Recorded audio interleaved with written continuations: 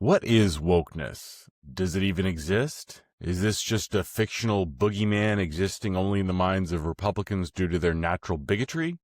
I heard one commentator refer to this phenomenon as Voldemorting, based on the character from Harry Potter whose name must not be spoken. The first strategy of social justice fanaticism or wokeness is to deny that it even exists. This is the same strategy used for critical race theory and cancel culture. As The Guardian put it in one headline, "War on Wokeness, the year the right rallied around a made-up menace."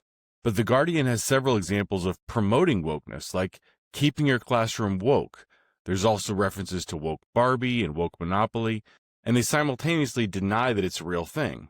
One broadcaster in The Guardian claimed that anyone using the word wokeness is likely to be a right-wing culture warrior angry at a phenomenon that lives mainly in their imaginations.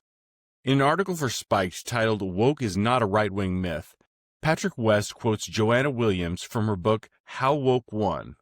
2016 was the year that being woke, and more importantly, letting people know that you're woke, became fashionable. Twitter co-founder Jack Dorsey wore a #StayWoke shirt to a conference, and Kamala Harris said in 2019 that Democrats would win the 2020 election because 2020 will not be 2016. People are woke. Was the Democratic vice president pushing right-wing propaganda? Like other aspects of wokeness, the first step is getting people to admit that it even exists. The Guardian was quick to denounce the critical race theory panic. Many in the mainstream media assured us that critical race theory was just a figment of conservative imagination.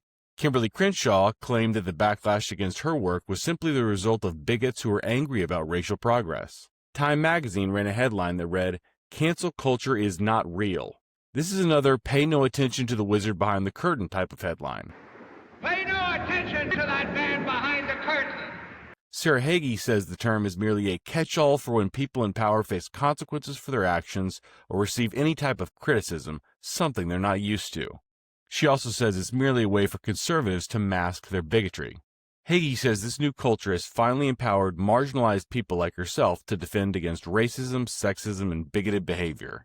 Comedian Craig Ferguson has a bit where he pokes fun at young woke people where he says, "I hope I don't accidentally step over a line that you drew in the sand 20 minutes ago." The Family Guy rendition of Star Wars shows Luke or Chris saying, "You don't believe in the Force, do you?" To which Han or Peter replies, "You mean that thing you found out about 5 minutes ago and are now judging me for not believing in?" Someone who learned what non-binary means in the last year will now accuse you of genocide for not believing in it. According to Andrew Doyle, for woke people, there's no harm in casually redefining terms or outright lying about how such terms are generally used, if the ends justify the means. This is how we now see that white people are the only people who can be racist or only men can be sexist. Simply redefine the terms and voila, you're now always right. Other terms can now no longer be defined, such as man or woman, and attempting to do so makes you a bigot. Like Calvin Ball from the cartoon strip Calvin and Hobbes, wokeness is a game where we just make up the rules as we go along. The phrase social justice is already misleading because it implies that the people who use that phrase are the only ones who care about having a just society, when in fact everyone wants a just society. It's also like the term Black Lives Matter, as though opposing the movement means you don't think black people should be able to live. Once you define the terms that way, it shifts the frame of the debate before the debate even starts. Helen Pluckrose and James Lindsay talk about how social justice activists are often obsessed with power, language, knowledge, and the relationship between them. Misgendering someone is a grave offense, but these same people welcome misapplying political labels like Nazi or fascist. The word problematic has become like a mating call for lazy people pretending to be intellectuals. Toss in words like systemic and structural, and you too can pass for a woke intellectual. The show Family Guy has a bit where Lois runs for mayor and gets elected simply by saying words like Jesus or 9/11. Try giving short, simple answers. Mrs. Griffin, what do you plan to do about crime in our city?